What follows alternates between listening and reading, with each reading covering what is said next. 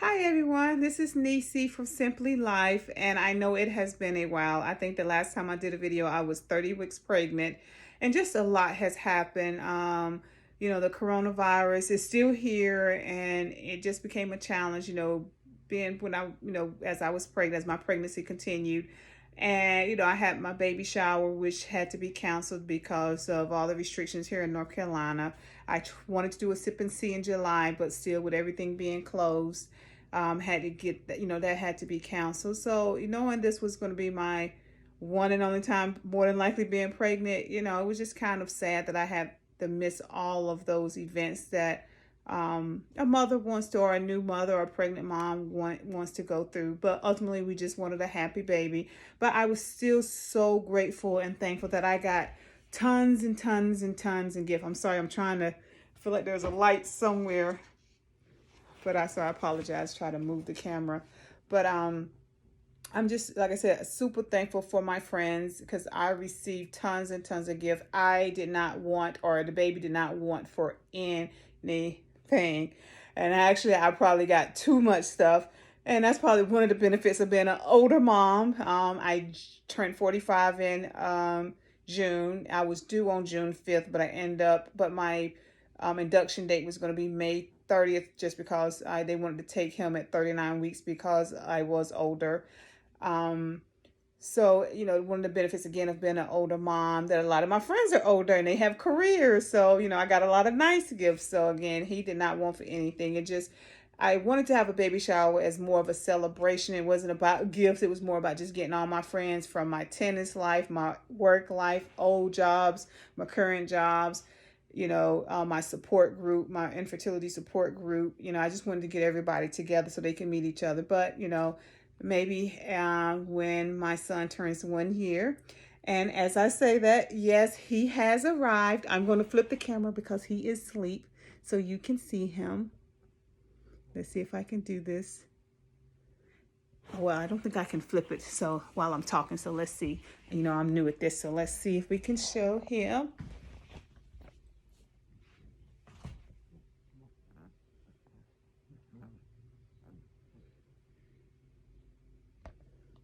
Hopefully you all could see that. His name is Kysin, and that is with a K, Kysin, Kysin Sean, which is spelled Sjon. And again, I think I told the story. I just saw someone who had their name spelled like that, and then when I saw Sean, I loved it. So Kysin Sean Williams. He actually came earlier than expected. Again, I was going to be induced on May 29th, and then supposedly having him on May 30th. But as I was going to the doctors around my 37 weeks, my blood pressure creeped up. Nothing crazy. I was still, I think I've told in my previous videos, I have a personal trainer. I was still working out, playing tennis here and there as I could. And I went to the doctor, I think it must have been around May 18th, and my blood pressure was higher than my OBGYN felt comfortable with. And from that doctor's appointment, she told me to go straight to the hospital. And of course, I begged and pleaded to be able to come home because I had work meetings, and then I had no bag. So she gave me an hour to get my affairs in order, which means I ran home, got my bag, called my stepmom, let my manager know, and I was back at the hospital, and they decided to go ahead and keep me. I had to do the coronavirus test, and everything was negative there. So they kept me. Pregnancy story, probably going a little bit details on another video. But again, my blood pressure, I ended up getting preeclampsia. So when I was in the hospital, my blood pressure did spike. So they had to put me on, I think they call it magnesium. And again, I had him 3 days later because after 2 inductions, which really didn't do anything because he just did not want to come. I did finally get to about 8.5 centimeters, but he was just stuck. And after that, I was exhausted, 2.5 days of laboring. We just decided, or the doctor just decided to do a C-section. And I was fine because my ultimate goal was having a healthy baby, which I have. And he was born, again, May 21st at, oh my gosh, am I a bad mother? I think it was like 4:15 a.m. And he was 5 pounds and 15 ounces, so smaller than what I thought, because in my last appointment they had him at like 6'2". But I always say the, you know, I know, and I always say, and everybody else was saying, that a lot of times those numbers are not accurate. So I always err on the side of it being a little bit less. But he came out 10 fingers, 10 toes. He was perfect. I still sit here, and as he sleep, I look at him and I still cannot believe he's here. As many of you have seen my previous videos, 5 years of trying. Ultimately, I ended up having to make the decision to do it on my own because I wanted to be a single mom. And that's why, one of the reasons I decided I need to get back to doing these videos. I had one of my girlfriends, I went over and helped her get her nursery together, and she's 45 also, and single black woman. Well, no, I'm sorry, she's not single, she is married, but she has a lot of single female friends who we're all around the same age, careers, you know, all this. But unfortunately, we're not dating, and a lot of them want kids, and they're scared. And if nothing else, I want to be a testimony to someone or others that you can do it. You can do it. I'm doing it. I never wanted to do it this way, so I don't want anybody, you know, to say, you should want to have a father for your child, blah, blah, blah. I get it. I wanted that. I was dating someone. He just wasn't built for the IVF journey, and I knew this is the way I was going to have to go if I wanted to have a child. And I made that hard decision because I always wanted to be married. The 2.5 kids, the picket fence. As I stated before, I went to college, got a career, saved money, did everything that, you're told to do, and just was waiting for my Prince Charming, not Mr. Perfect, but the man that was made for me. And unfortunately, I didn't find that, and the clock was ticking. So I wanted to just be able to share my journey and my stories to let other women know it is possible if this is what you want in your heart. And I was telling my girlfriend, I said, for her friends, they just got to know this is what they want. And I'm one of those people, when I get something in my head and I know what I want, I'm not going to let anybody deter me. I'm not going to sit here and say it's easy. It is not. But I would not trade anything I've gone through. I've had miscarriages, all the shots, doctor's appointments, tears. Wouldn't trade anything. The money, because it is expensive. And I know that is usually a deterrent for a lot of people because they can't afford it. And I totally get that. But I wouldn't change it. I wouldn't change anything. My stepmom did come for the first 2 weeks, so I wasn't home. I wasn't here alone. And again, with the virus, I had girlfriends lined up who were going to be here. But, me and him had to kind of shut in because of everything that's going on. It was going on, and it was a lot of unknowns. A few of them were still working in their offices. So once my stepmom left, I was kind of figuring it out on my own. And my goal was, as I told my doctor, just keep them alive. Day to day, keep them alive. Because, even though I have nieces, I've still never been around them a long period of time. So it was, me and him, we were learning, hey, he's healthy, he's happy, I'm doing something right. I can honestly say I've probably had maybe 1 or 2 breakdowns, or almost breakdowns. And he was a few weeks old because he had gas, and it just hurt me to my heart that he was crying and there was nothing I could do to soothe him. And I'm still, like I said, still new to this. So I haven't gotten to the point even yet where I can just hear him cry and it doesn't bother me. I know some moms are like, they can tune it out, and I know mothers are going to say, sometimes you just have to let them cry to get things done. I've gotten better where I can put him down because I need to do, wash his bottles or just do something. But it still hits me to the core of my soul because I just don't want him not to like me, which I know is crazy. And my pediatrician tells me it's crazy. But I'm still going through that. Again, I'm still home from work. I go back to work actually this Thursday. I got 4 months off, so I was so thankful. I work at a bank, so I got 4 months of paid time off, which, I know a lot of people, a lot of my other friends or friends from my support group who've had babies, they've had to already go back to work. So I'm so thankful for that. And then with the virus going on, a lot of people have been shut in. So it's not like I felt like I've been missing anything. And I have had a few friends come in to see him, and I've been out Target, Walmart, when I just have to get out, of course I do sometimes get things delivered, but sometimes I just have to get out.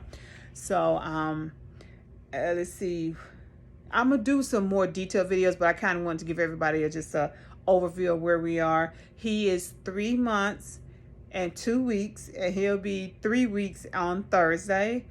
Let's see, he's about 14 pounds. I have not been back to the doctor since his 2-week checkup when he had his shots. So he'll go back in about 2 weeks when he's 4 months. I think he gets more shots. He's doing better. He's sleeping in his bassinet. It was a challenge because he was so, and still is very attached to me, which sometimes, it's like, oh, he loves me. And sometimes it's like, I just want to put you down and go use the bathroom.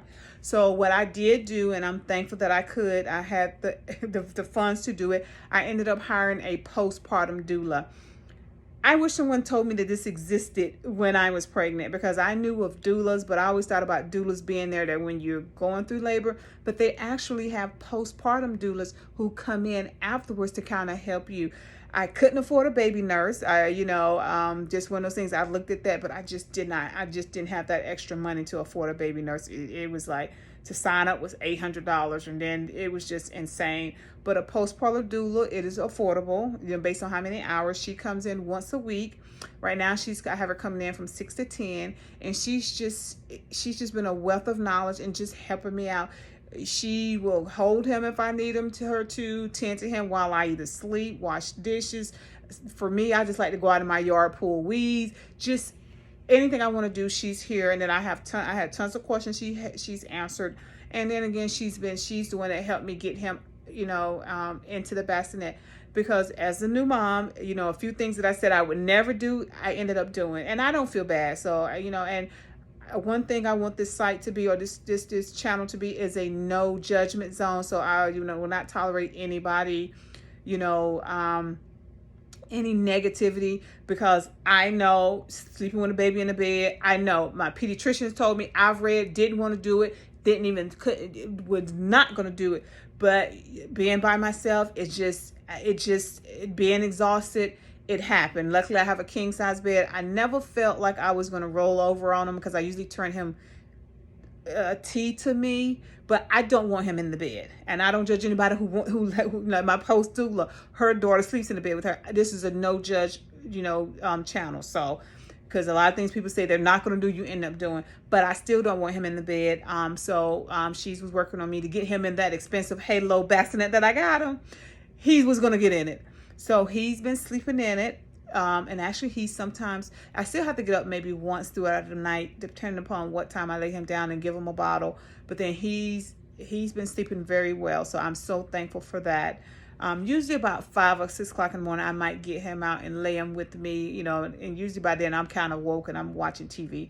So he is in daycare. I made the decision to start him, I think it was August 30th. But he's in an at-home daycare. It's my neighbor. I was so blessed. They're an older couple. They have a sister, my neighbor, man and wife. The husband has a sister who's had an in-home daycare for over 20 years. She's right up the street from me, and she only has him and another little boy. And that's what I wanted. I wanted something small, in-house, and she's very affordable, because she just loved kids. So I'm thankful for that, because in Charlotte usually it's about $1,300 for daycare. I am paying not even half of that, so I'm thankful for that. But I decided to take him last week because I wanted to get adjusted, and it was more for me than him, because he was fine when I dropped him off. I was in tears when I left, because I felt like he was going to think I was abandoning him.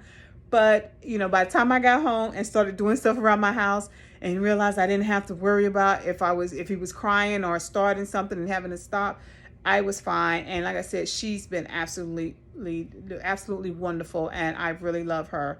And then again, I start back to work this Thursday. So now I'm used to getting up and getting him there.